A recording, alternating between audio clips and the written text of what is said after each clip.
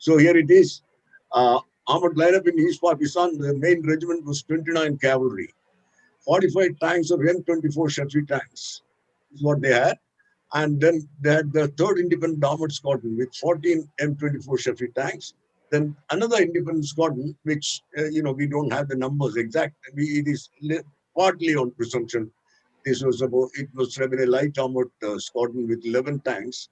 And that's a PT-76 light amphibious tanks. Now you got Shafi's total 59, as you see.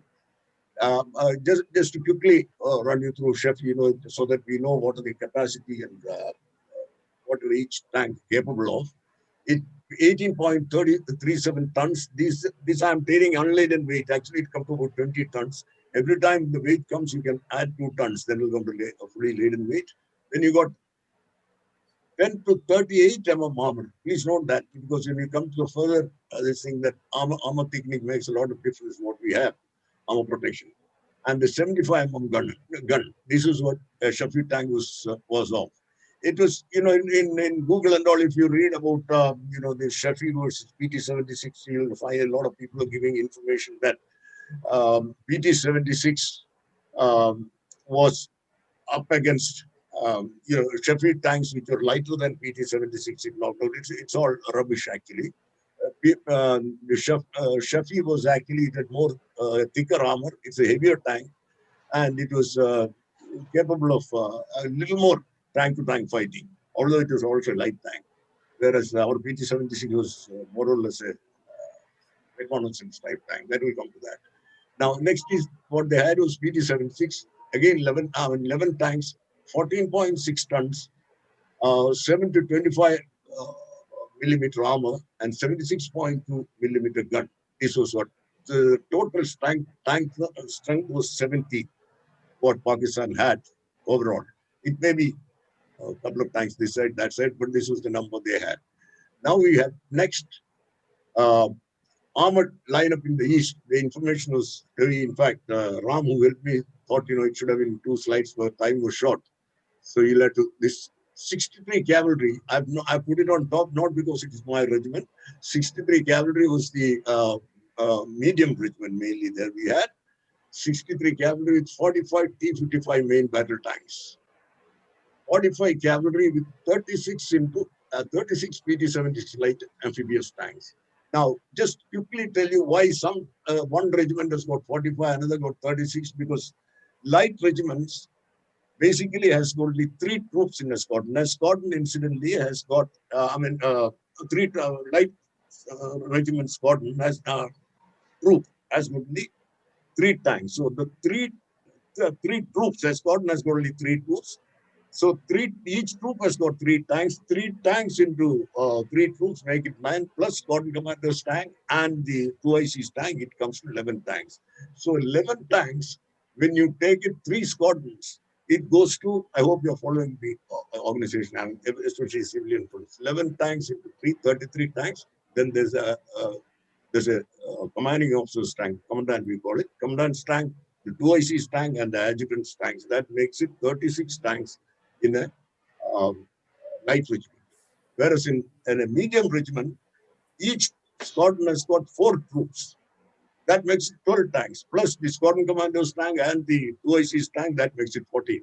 Each squadron has got 14 into 3 is 42, plus 3 tanks, it becomes 45 tanks. This is why the medium regiments have got 45 tanks, whereas the light regiments only 36. Now, 69 armored regiment, again another light regiment, so it had 36. Now, before I go further into this, let me just tell you about a little background of these tanks which were deployed in East Pakistan, West Bangladesh. 63 cavalry, all the regiments which were deployed in the East traditionally were light regiments. Even 63 cavalry was a light regiment. When I joined the regiment, it was also a PT-76 regiment with 36 tanks. But when the balloon went up, or rather, Sheikh Mujibur Rahman declared his, civil war in East Pakistan, war was imminent. The army headquarters took a conscious decision that we must have medium tanks. One reason was that Pakistan may bring in Patton, which didn't happen because of the efficient naval blockade. If Patton comes, PT-76 was no match. Now you've seen the different tanks. Uh, yeah, before I go into that, I'll skip a few. I'll just finish this turn and then come to that part of it. Which the 69 Armoured Regiment goes there. Then you get one independent squadron of 7 cap. That is also PT-76 tank 11. All these independent squadrons also had the same light regiment organization. 5 independent armored squadrons, 63 cavalry. That also had 11 tanks. 5 ad hoc armored squadrons, 63 cav had 14 ferret scout cars. That we will talk to in the end. T-55's total was 45 out there, 36 tons weight, fully laden weight 38 actually. I should have put 38 instead of going fully unladen weight. Anyway, 20 to 205 millimeter armor. You can make out the difference here. See, like PT-76 here is having 7 to 25 millimeters armor. T-55 has got 20 to 205 mm armor. This was the difference of the tanks. That's why it's a main battle tank.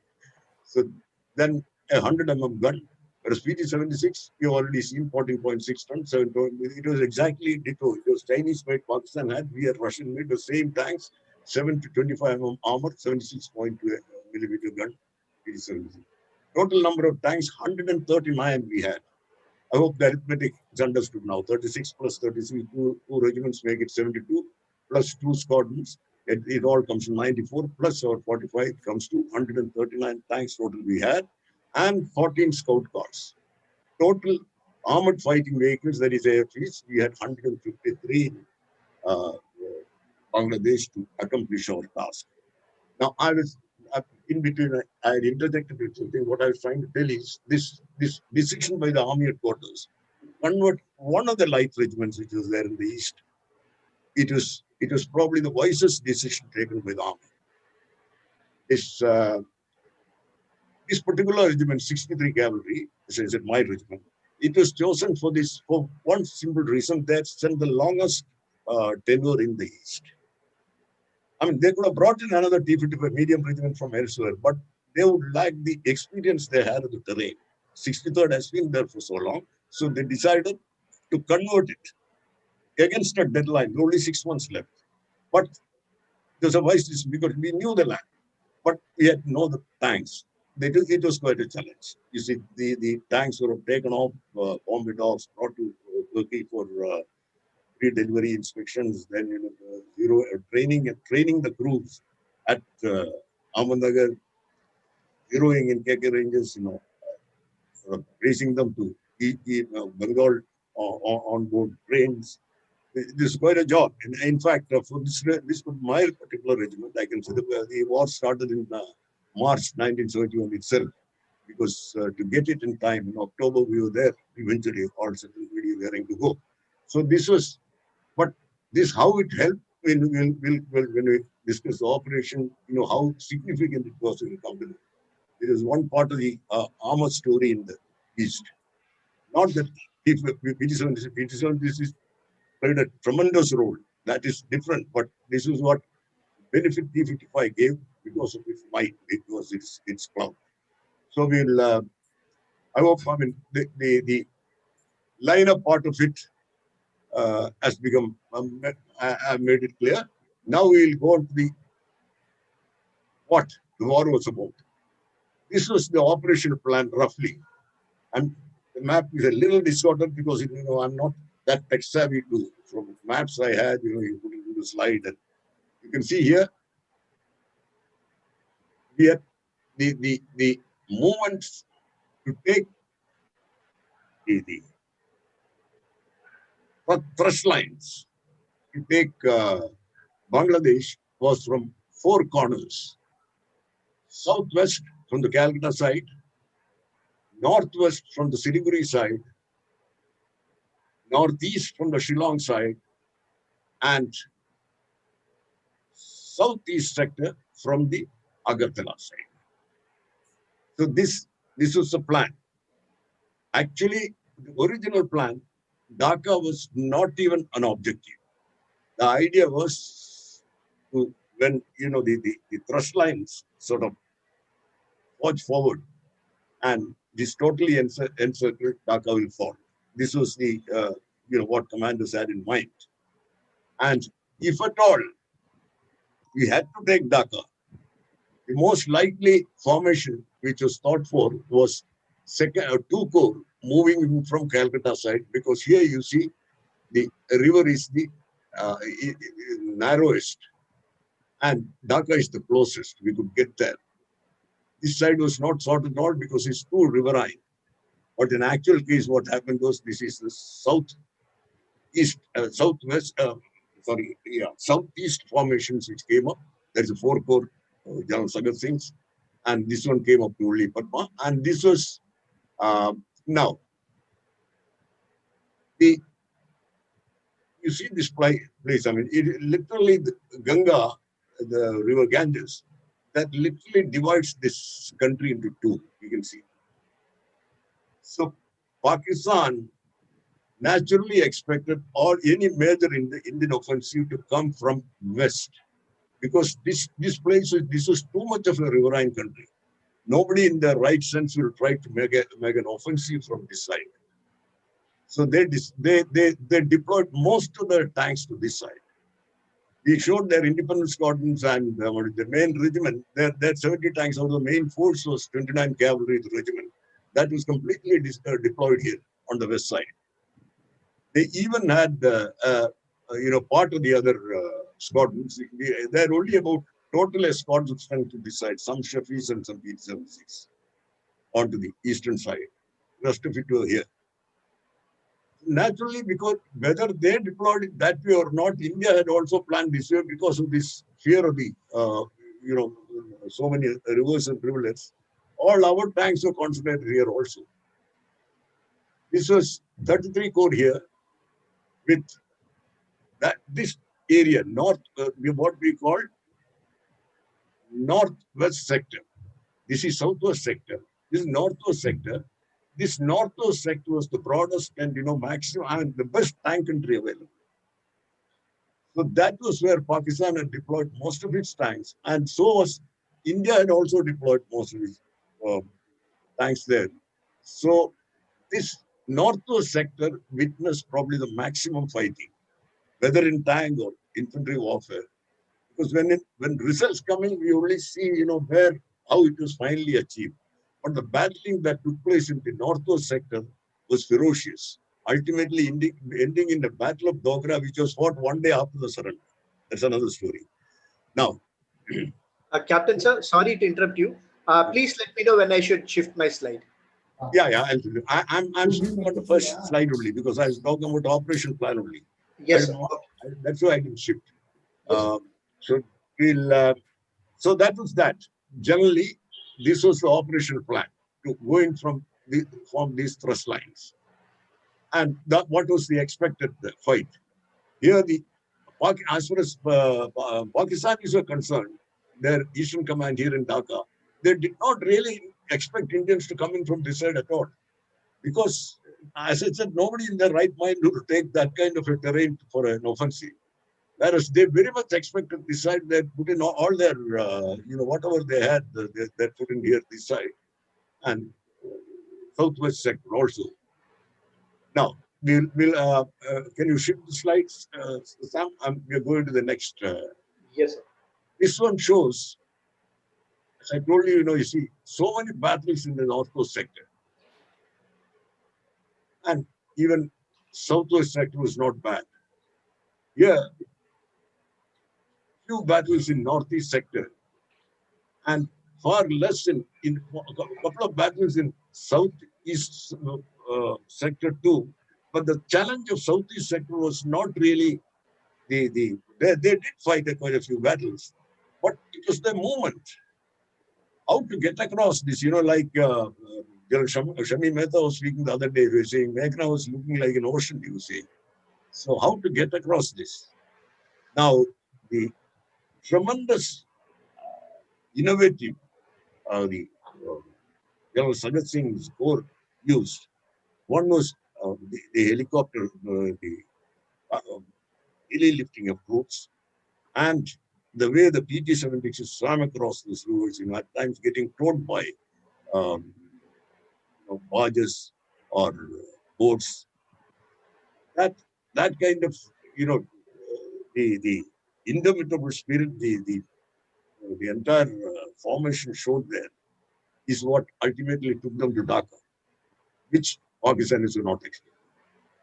And Pakistanis were putting all their strength on this side, which was, we are bashing it out there.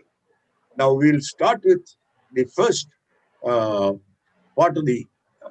Now, before we go into the, I'll just show you the first. We'll take southwest sector, how the battling went on in the reason I've taken southwest sector is this is where the trouble started first. In November itself, we have been given clearance that to go into, probe into, because war was imminent, to go in and see, carrying out reconnaissance. Even people like me had gone in, taking a tractor, going see where the tanks can move, and we were doing all kinds of things. In southwest sector, they were going in a little too much to, pressing on Jessore. Jessore was a strategically important airport. 9 Infantry Division was closing in on it. And Pakistanis waited. Then by the time 20th of November, they said, we had enough. But they did something which was, which was not done in armor tactics. And they did done in a rather, reckless way. They lined up the entire squadron of Shafis and made a solid charge. Knowing there are tanks here, I mean, probably the presumption was only PT-76. PT-76 actually is no match for Shafi. And PT-76 or 45 cavalry here, incidentally, deployed here was 45 cavalry, the light armored regiment, along with one squadron of 63 cavalry. That was armored force. And this closing in force of infantry consisted of 14 Punjab. I mean, that's what they were involved in the first. These units were involved. When they were closing in on Jessore, they made this counterattack, launched this counterattack. 45 cavalry PT-76 tank fought extremely gallantly.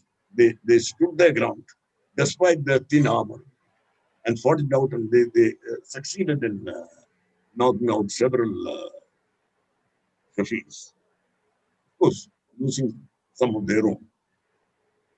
But I was talking about the difference of the tanks. 63 cavalry squadron, only one troop came into action there.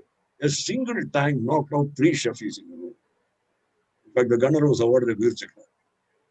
And the tank commander, troop leader himself, he was awarded the Sena Medal. That showed the might of the tank.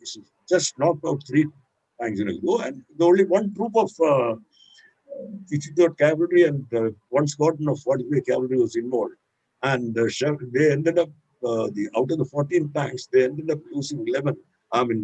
Losing 9 and 3 being captured. And they got away with just 2 tanks out of the 14 tanks. 2 tanks only escaped. It was quite a massacre. And when it's quite an iconic tank battle and happening so early in war, it actually demoralized the entire Pakistan army. Now, I was telling what role Army Corps played. It was, it shook the hell out of them. Now, whatever armor strength, only one squadron that committed, they still had the rest of their 2 squadrons left there, 29 cavalry and others were. But one squadron being decimated like that, with again, it's matching, only one squadron was this side. But then they realized only just 3 T-55s and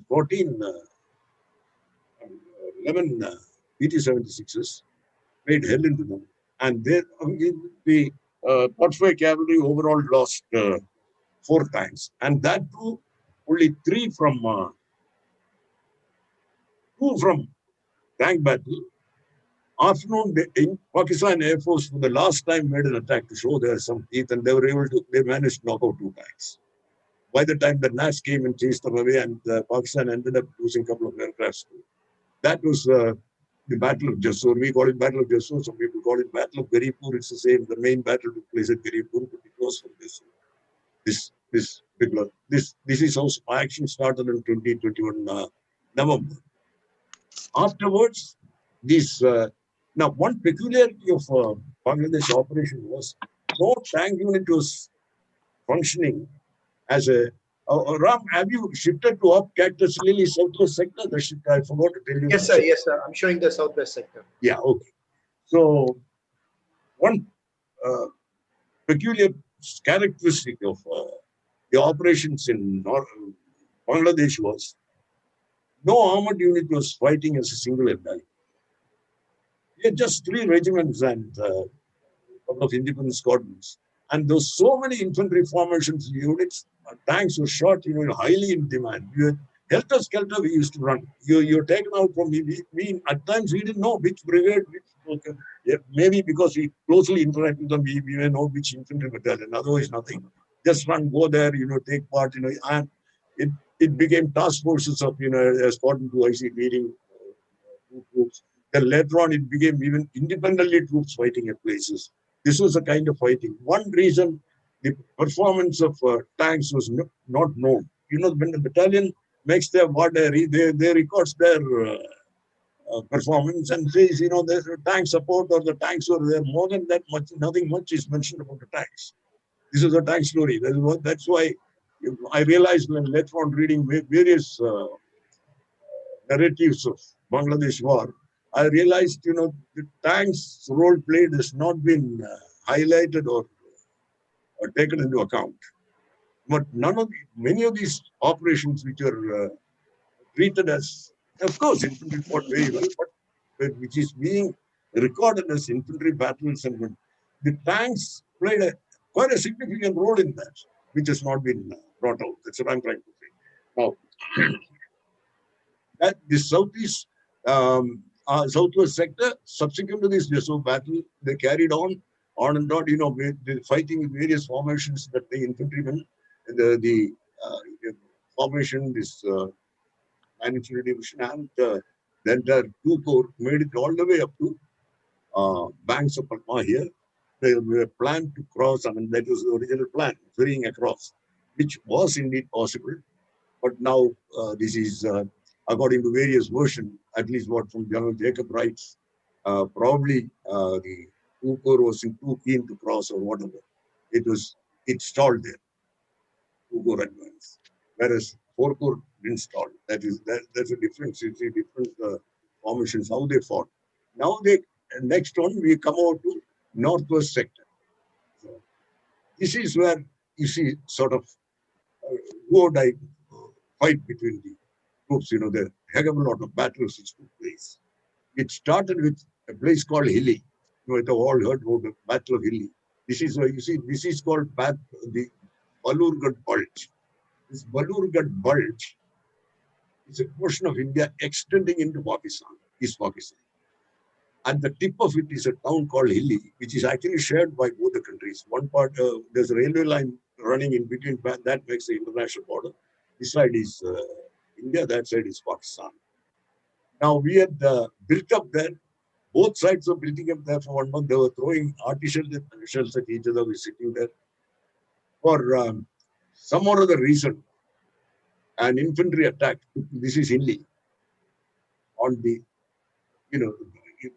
with war imminent, on the night of 2nd, 3rd December, and an infantry attack was launched on this place, Hilly. So it is, I reserve further why this battle took place, why it should have been, whatever. It's poor planning, poor intelligence. It was quite a disastrous battle. Of course, the battalion which put in this attack, 8 guards, fought magnificently well. It was, the officers showed true leadership. It was quite a heroic fight. But the point is whether it was required at all. So many died. Because the original plan itself was like, and as you can see, this is Hilly. This is the outflanking force. You're supposed to outflank this Hilly and encircle it, take sort of isolate it, and then it was supposed to fall. This was the logical thing to do, and this is what happened also in the end. Incidentally, this outflanking particular squadron was mine. And another squadron was this side, going in and circling like that. Ultimately, one of its troops joined in finally when Lilly fell. Lilly fell when it became untenable because it was totally isolated. In fact, I think 4 Madras and 1 of our squadrons and 1 2 6 men. Now, when these squadrons are outflanking in pincer movement, 63rd Cavalry T-55s went in.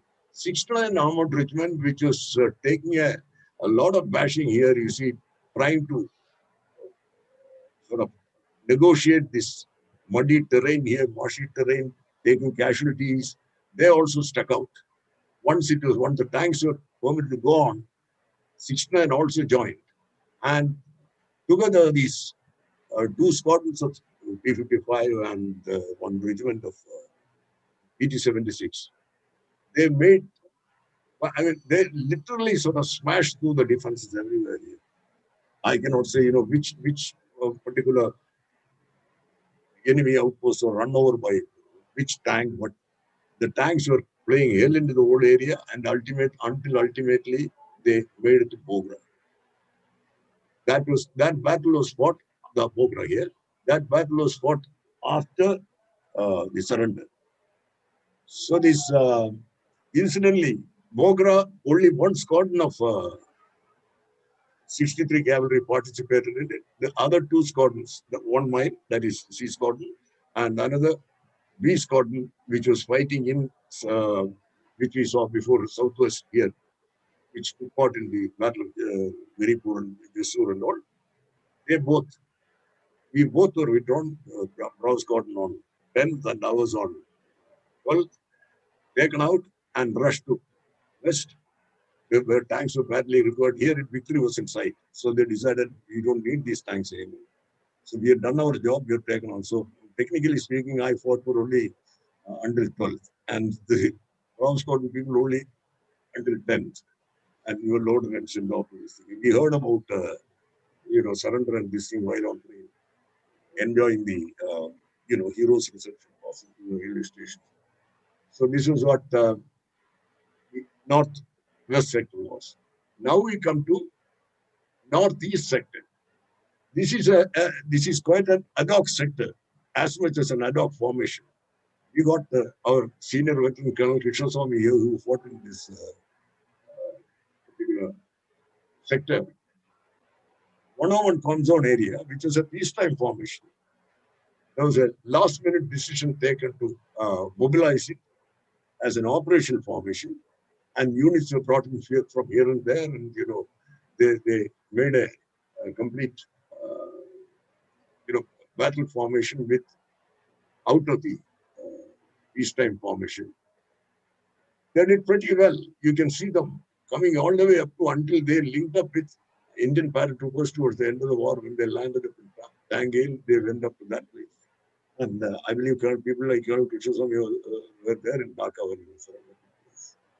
So this was the Northeast sector, complementing for the efforts on the Southeast sector. Southeast sector is the one which finally sort of made the change. Yeah, again, because Northeast sector I was talking about, there was much to talk about tanks. So, but we did have something to talk. We had ad hoc squadron, 5 ad hoc squadron. And this one, see, 5 independent squadron of 63 cavalry was fighting in the southwest sector with the division. This particular unit was with ferret scout cars.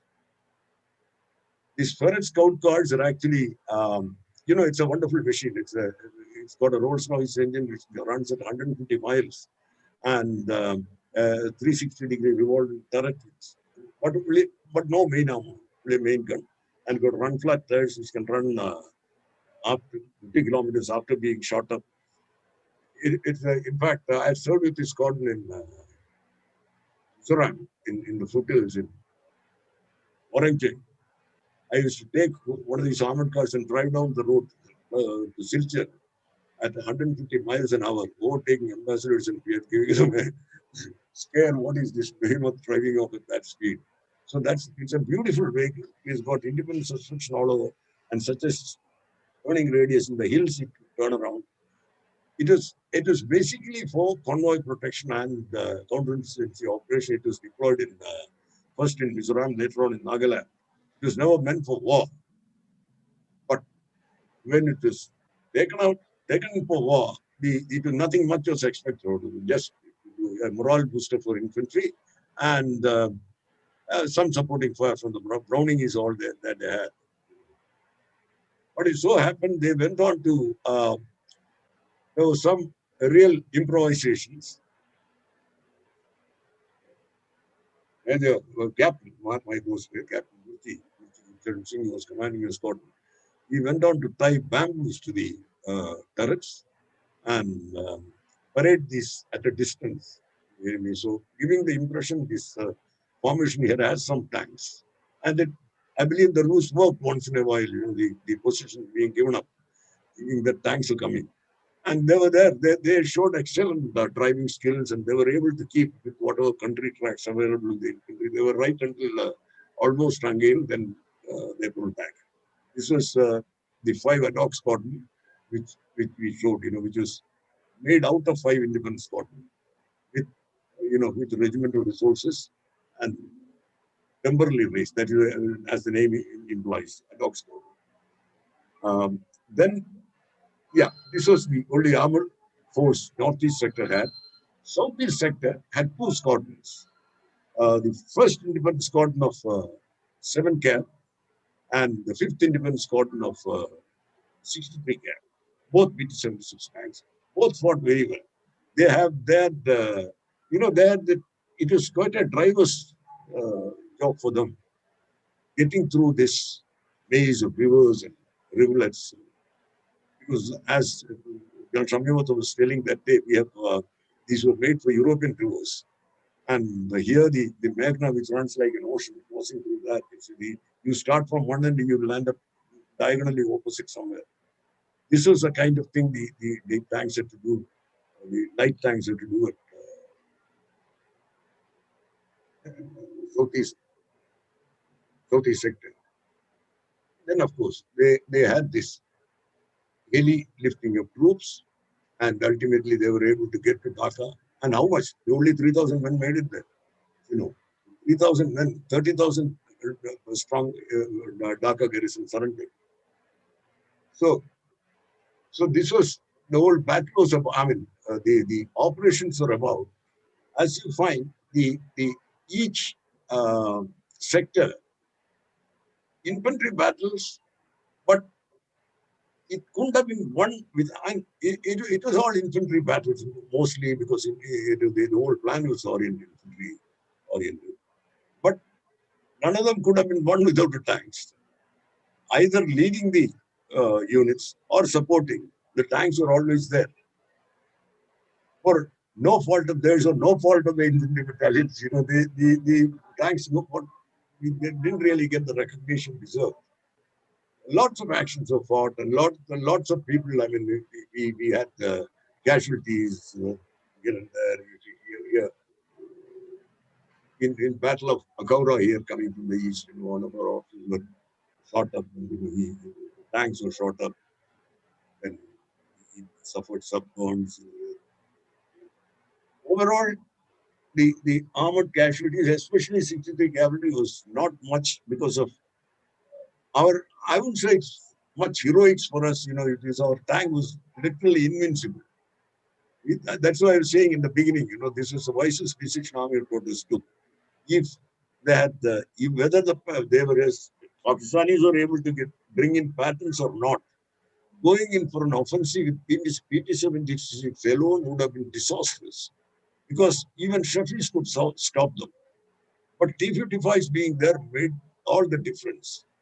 Just to give you an example, one NCO of mine, he had this HE loaded in his. Now, most of us had HE loaded as you're advancing, because most targets were infantry, either from bunkers or RCLs in bushes. So then he looked, suddenly saw a Shafi tank at about 1,000 meters. It was a lot of greenery around. He had no time to sort of change from HE to AP or something. He let go. Otherwise, unless he loses the tank. The turret to the Shafi literally flew off the tank. You can imagine the impact. That was the clout of T-55.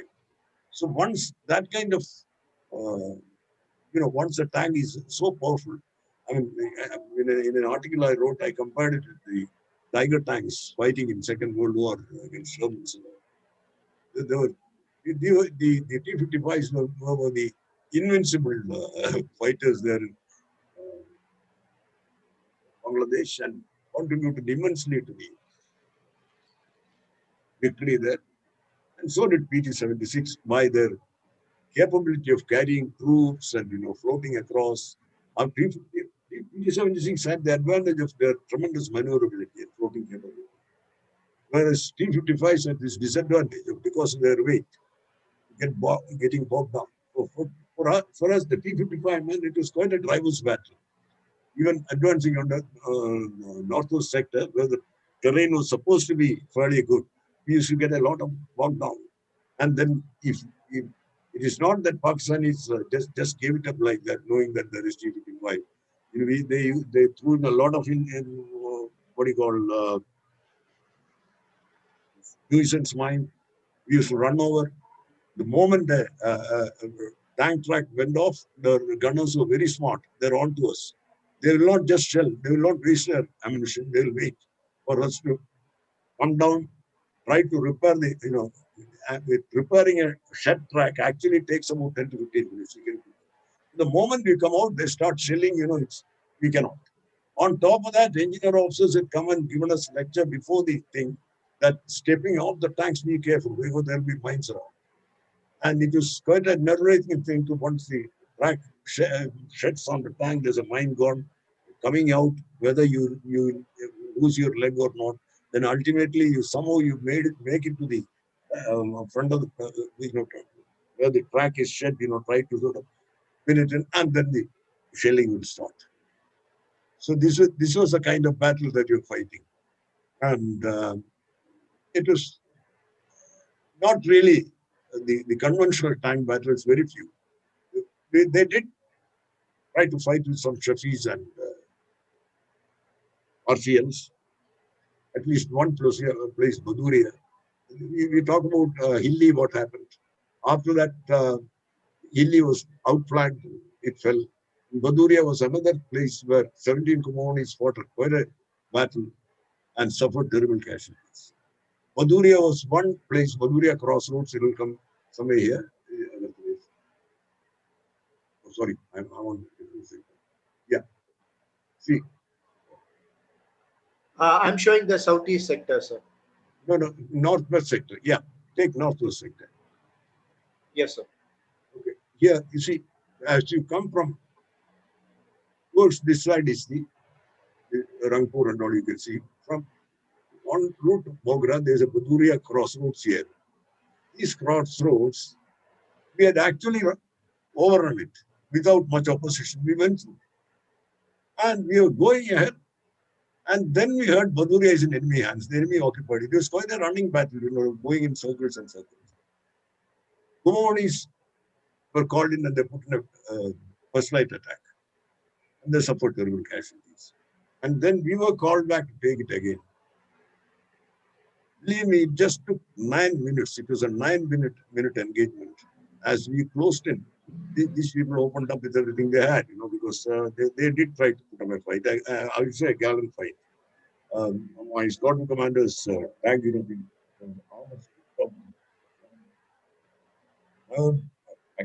was knocked down.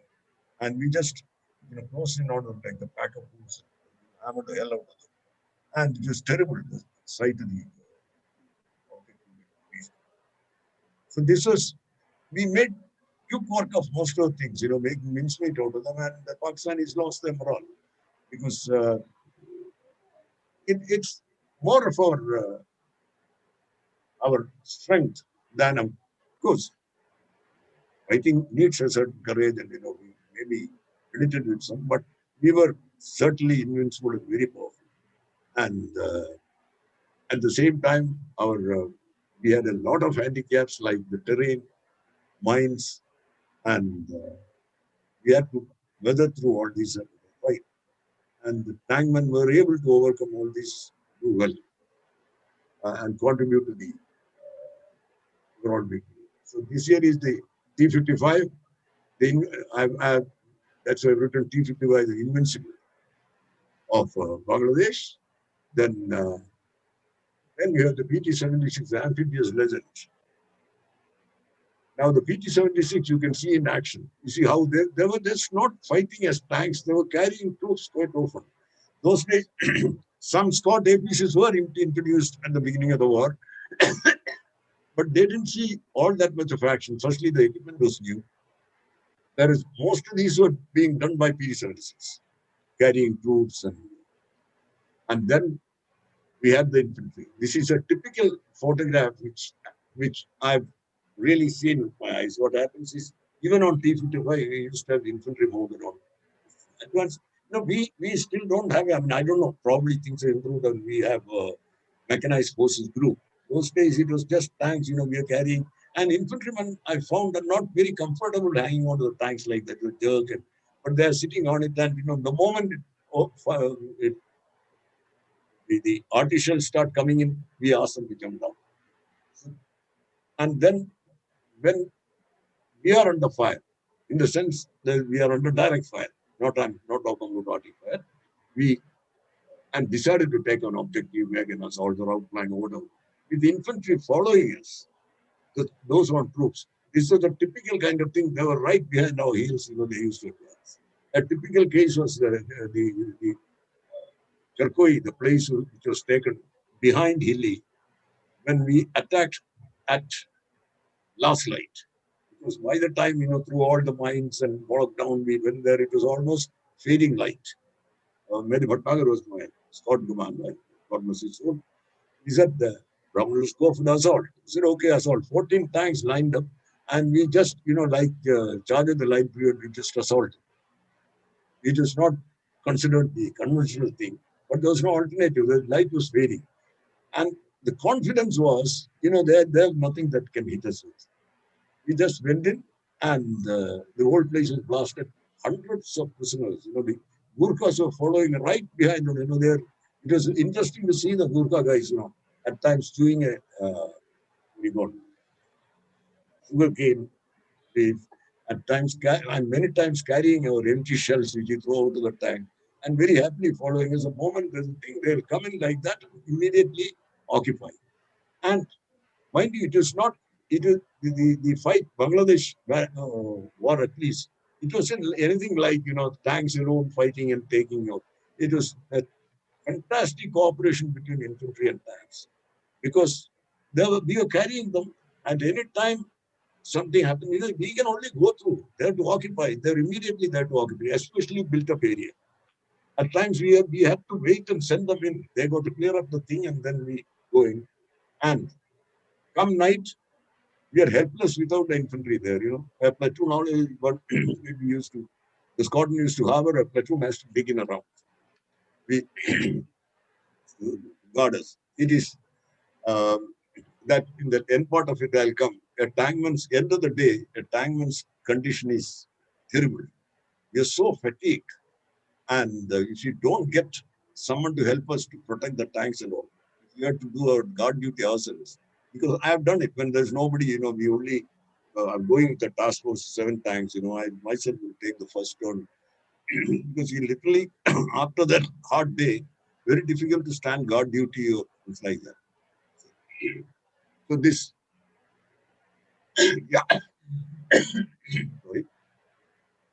That is the chariot of victory at DACCA. I said that's culmination of the war, as we all know.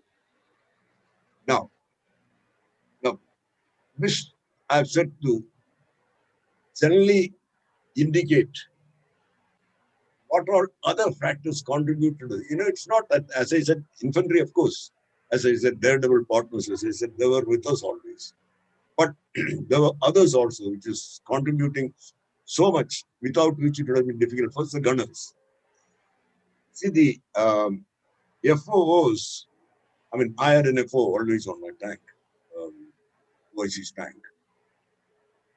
So the way they used to bring down this, they had this 130 medium guns. Each falls like an atom bomb. You have a mushroom coming. It was quite a morale booster. You see, they shower it in front, and so quickly they would pick up the targets and start.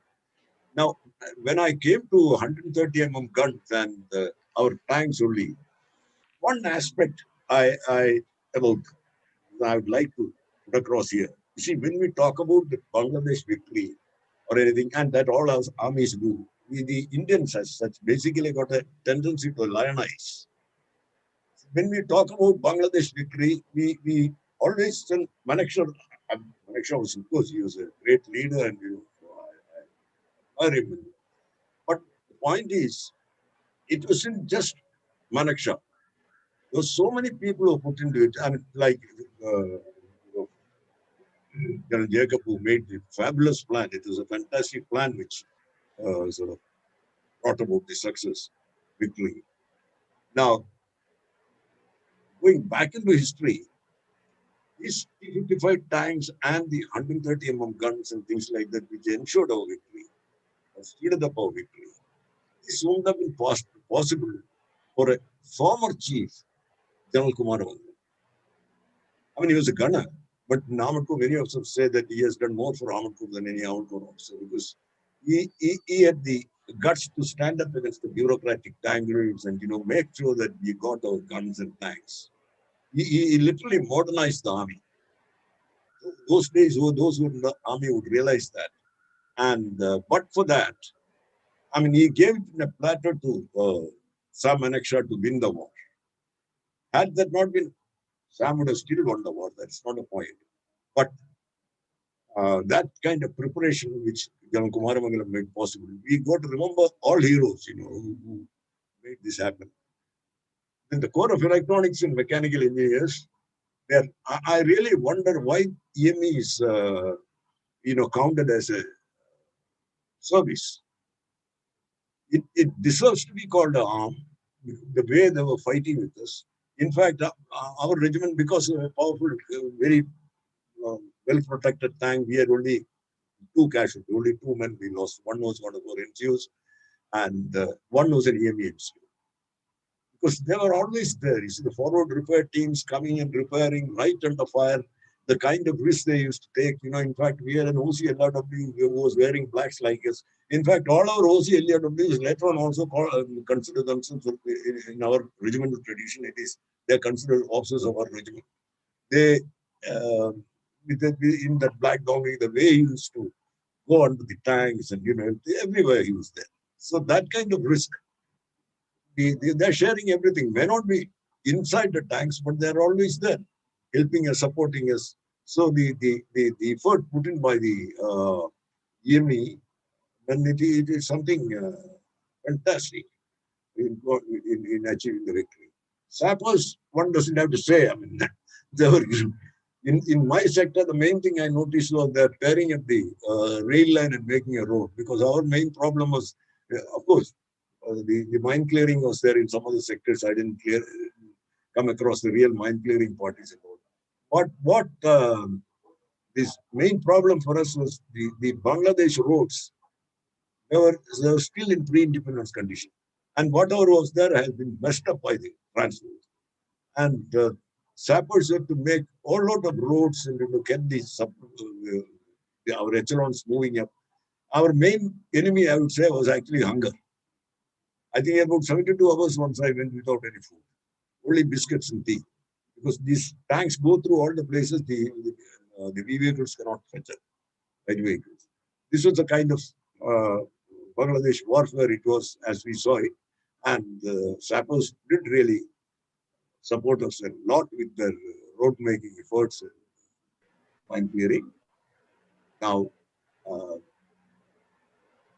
the last human element, the tank crews. That is the concluding part of my talk. I want to talk about tank crews because I'm almost sentimental about it. These tank crews, to my thinking, maybe all combat units might think like that. me, it was the most closely knit combat unit in the world. Because you see, in the Armored Corps, if somebody from other rounds come inside, you say, these guys are so informal. There is no such, not much of a rank, this thing, you know. You take a leg at a tank. I was a Squadron 2IC, a tank of mine. I'm there as an officer. Then I got an NCO who is my operator loader. Then I got a gunner and a driver. Some of them may be NCO, some of them may be just SOAS. Point is, we are such a close one. Everyone has to know their job so well. And it is, you know, we are such a close-knit family trying to sort of do things in one, make the thing tick things.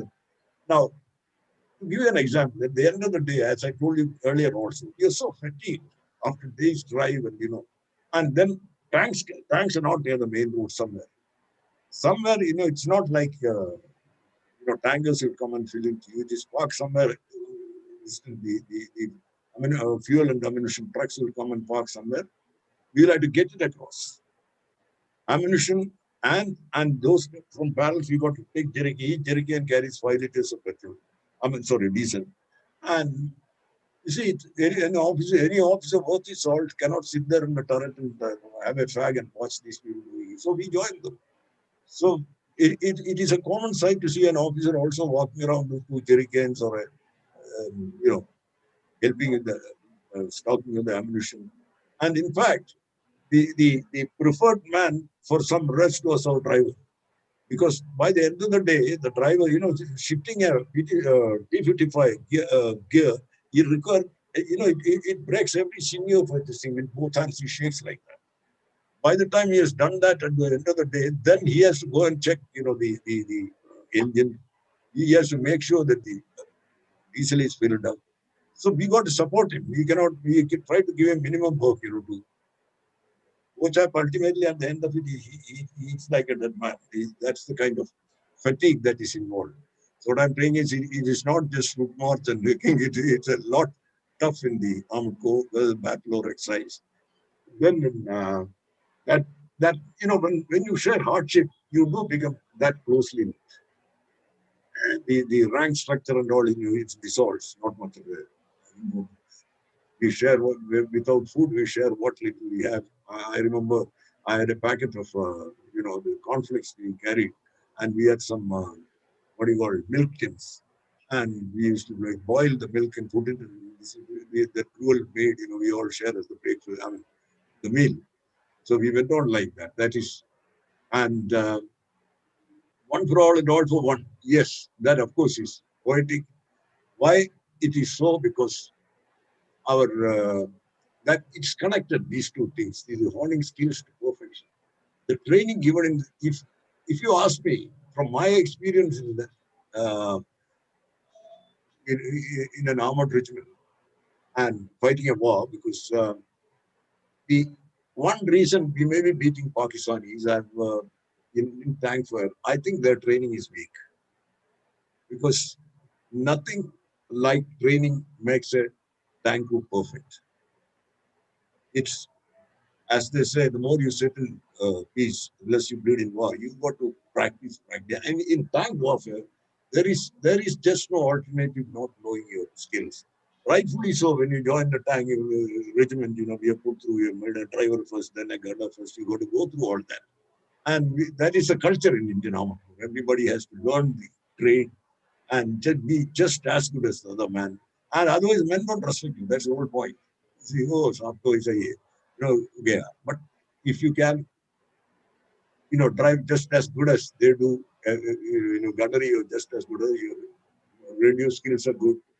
You become that kind of perfection when you achieve among the crew. We are able to work as, you know, a foreman crew works as one man. That is the point. You see, it gets you seconds when a commander identifies a target. And he says, you know, you don't go for a huge fire order or something. You say that, you know, 1,500. By the time he has set the gunner has set the range, traverse right, 2 degrees, he is already there with your indication within seconds, the target is there and he says he's on the fire. In 3 or 4 seconds, the round is out. This guy can happen only with, trained to perfection. That is honing skills to perfection. That also makes it, you see, one man's mistake can cost the life of everyone. One for all and all for one. And the fatigue factor I already mentioned about at the end of the day. You got to help each other. Otherwise, you cannot make a team. And finally, camaraderie extraordinary. See, once we work like this, we become one man. Even today, I can remember each member of my crew. And years after, 25 years after, only 1 or 2 of them were there when I went for the Golden Jubilee, Silver Jubilee of Bangladesh victory. I went to Kutela. We were just long lost brothers. So this was what the tank warfare was in. I'm sorry, I hope I didn't take too much time. When I keep talking about, I get so involved with the tank fighting. So, but I hope you enjoyed you got a picture of what, not just the operation thing, what the tankmen were doing and what we were able to achieve. So that I would conclude the talk there. I'll be happy to answer some questions you have. Thank you and Jai. Very nice one. Thank you, Ram. Thank you. Right, gentlemen and ladies, I think that was a wonderful talk. If there are any questions or any clarifications to be sought, please raise your hand and please ask your questions one by one. You can unmute and ask your questions. Yes, sir. No, I have no question. I just want to really compliment the Ramchandra, Captain.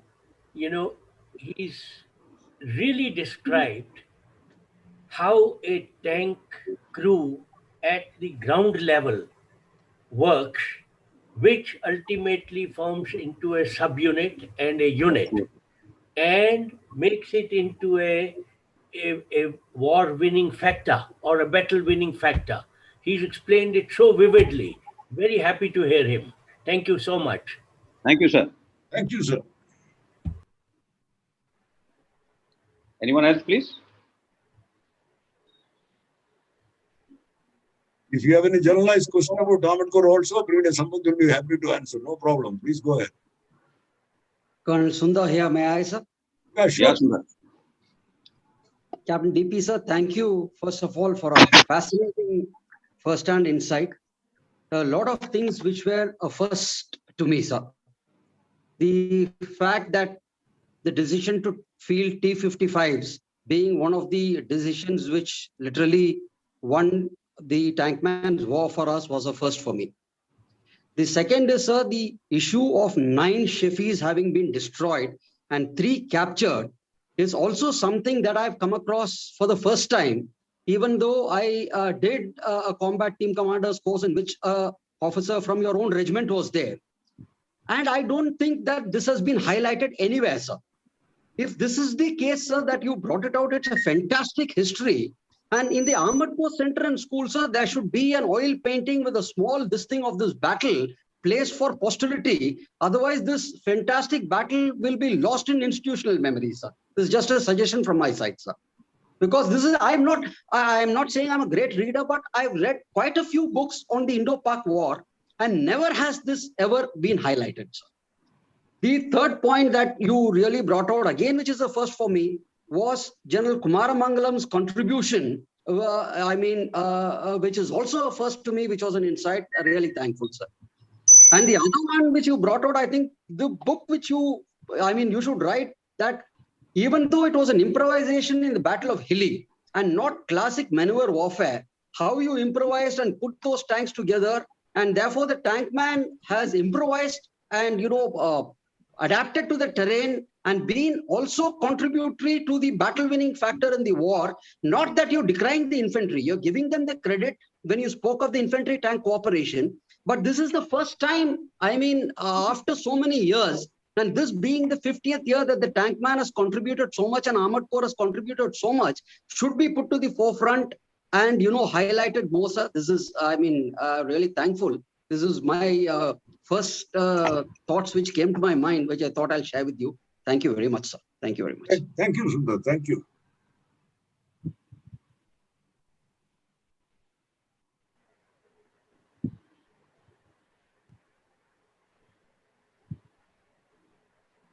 No more questions, sir?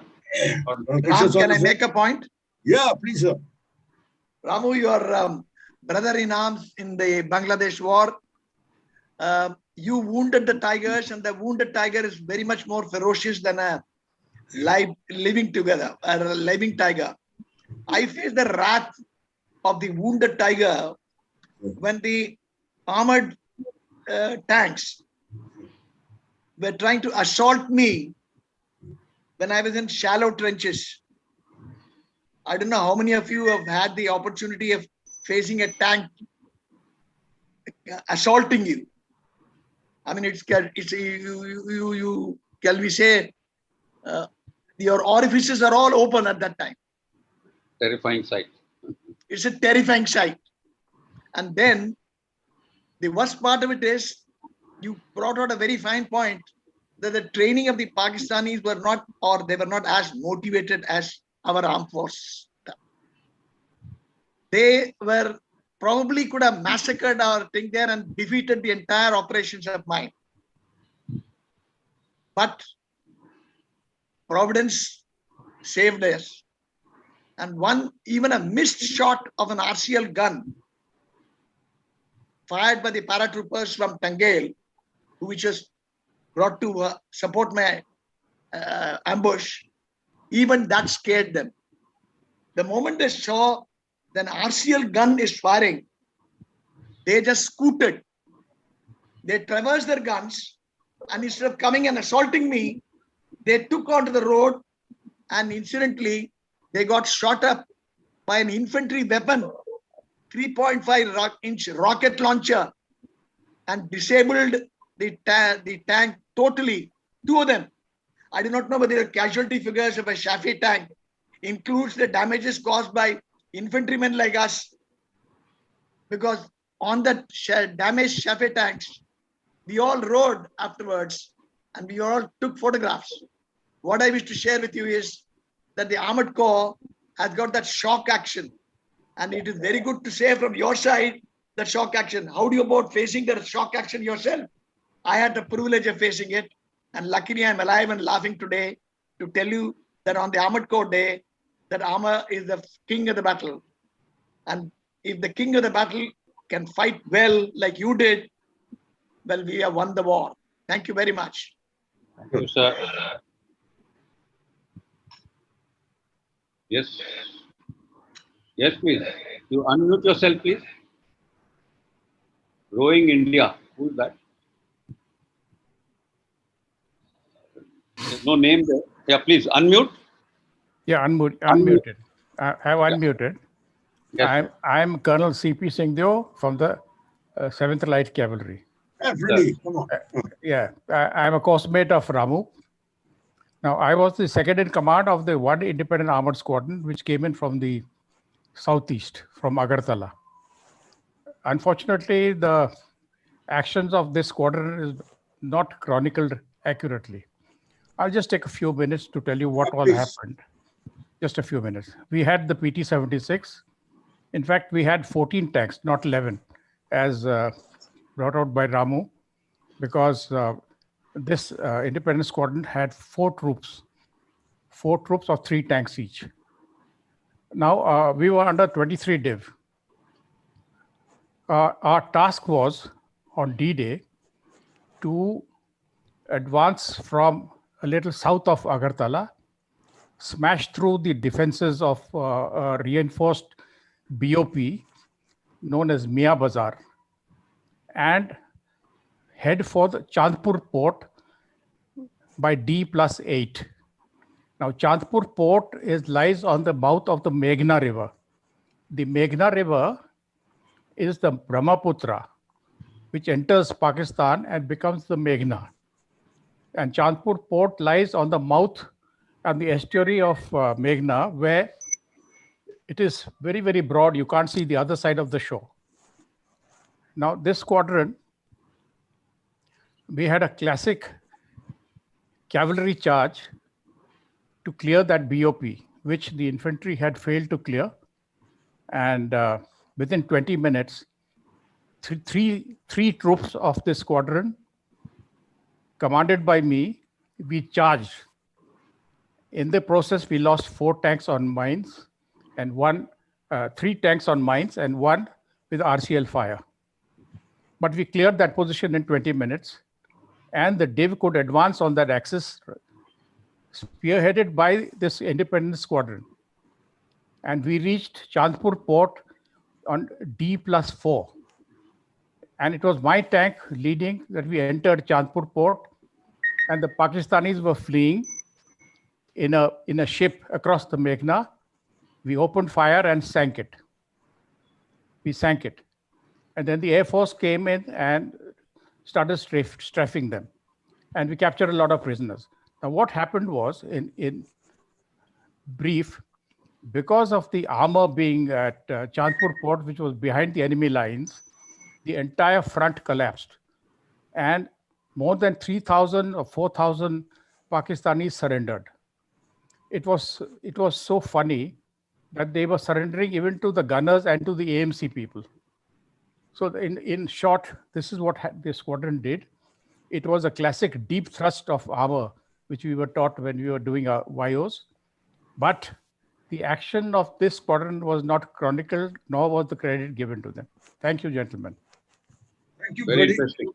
Thank you for that update. I mean, that is the case with most of the cases. There's a lot of research. I didn't get this story somehow. So I was able to get 5 different armed squadrons, and most of the southwest and northwest sector. It was still a sort of quagmire, only bits and pieces. I'll write something for you, Ramu. Yeah, do that. Yeah. Thank you. Sir, I have a question. Please. Yeah, Sir, what were the personal weapons which you carried? Like any melee weapon or any sidearm in the tank? Yes. Or did you use it in the battleground, or did you clear any infantry through that? I'll tell you, Ganesh, we carry pistols. Officers wear a pistol, and I think we had a rifle also inside the tank, but the NCOs have ones carbines, 10 carbine. Like that, we do not depend much on, it's only for, night protection of tanks or something like that. But I'll tell you, since you asked a question, I'll tell what happens with sidearms. When I had gone out of my tank for a foot recce, because we are trying to locate some tank troops, gone off, and they could be located the night. And we ran into Pakistani guys, and there was a bit of an ambush. We even lost a man, but in the bargain, I remember I was wearing a coat parka, trying to pull out my pistol. It was because we were, and this is a little flop in the intelligence, because we were told this is a territory we are occupied by us already. We are not thinking that you're in enemy territory, otherwise you would have had the weapon out. And I could hardly take it out. But anyway, fortunately, we had there was a Maratha LI NCO coming with me. He sorted out the enemy opposition. We just got away with sight. So the sidearms, which in tank crew as such, we use it seriously. We get very little chance to use them. That's what I'm saying. Unless we go in for a reconnaissance with infantry troops or something like that, then we also got to have our weapons out. Does that answer your question? Yes, sir. Thank you, sir.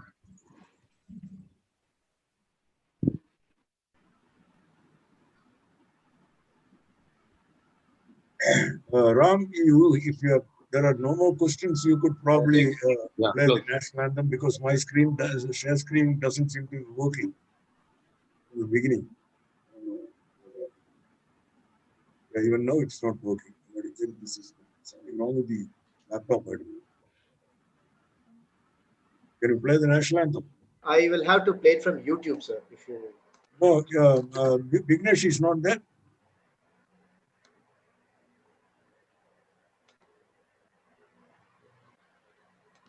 I guess not, sir.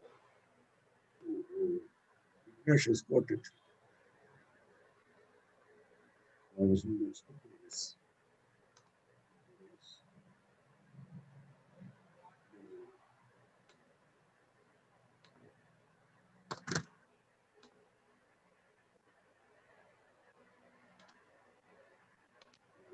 We mail it to you.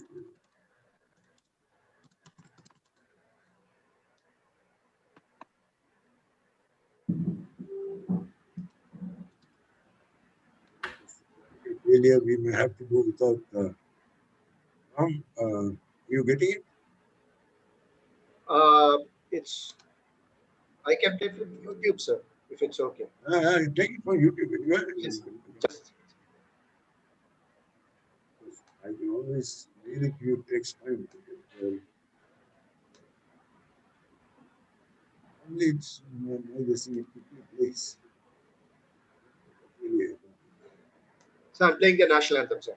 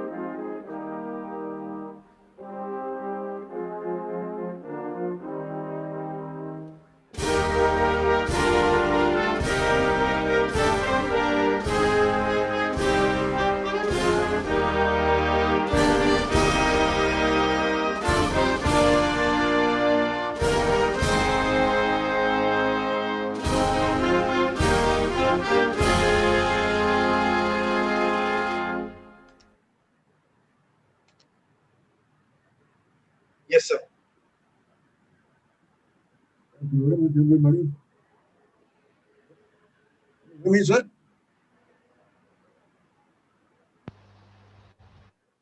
Am I audible, Sam? Yes, sir. Yeah, I can be heard. That's it. Okay. Yeah. Yeah. Thank you very much, everybody, for joining us on meeting. In fact, Krishna Swami is smiling. I got a small unpleasant announcement to make. I've been tested positive for COVID. So I went on to get a scan as advised by the doctor. It shows a mild pneumonia. So I'm getting admitted tomorrow as advised. So it is not really getting admitted. The Ramachandra will do a fever test, and according to thanks to Colonel Krishna Swami and his friend Colonel Kumar, former AMC officer who is helping me out.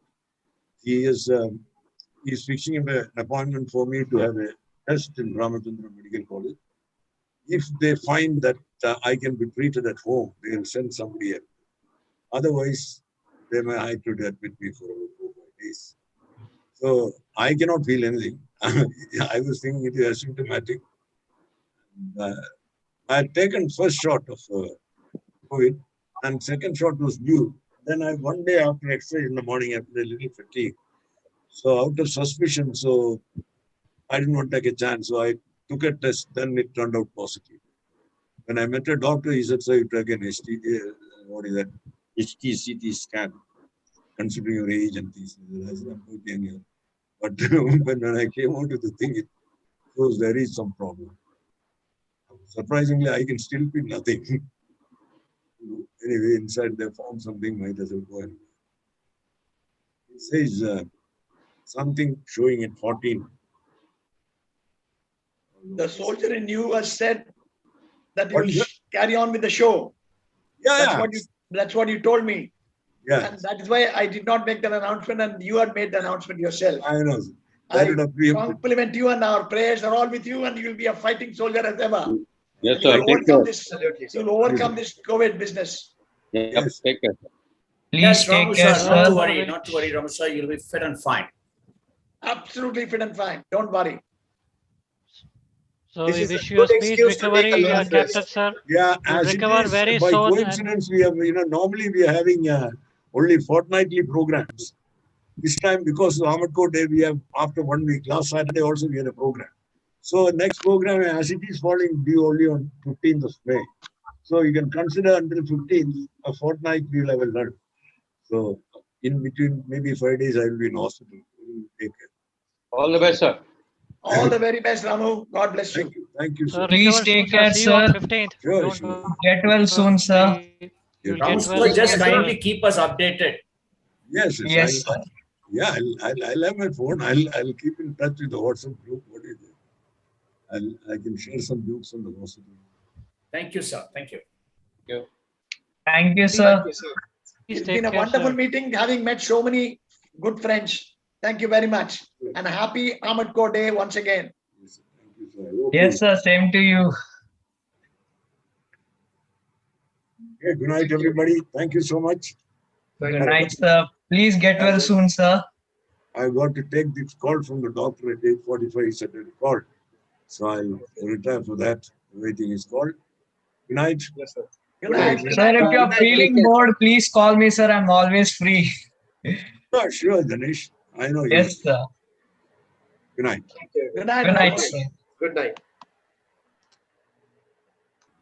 This one has gone funky. Even this thing is not working. Something has gone wrong with my.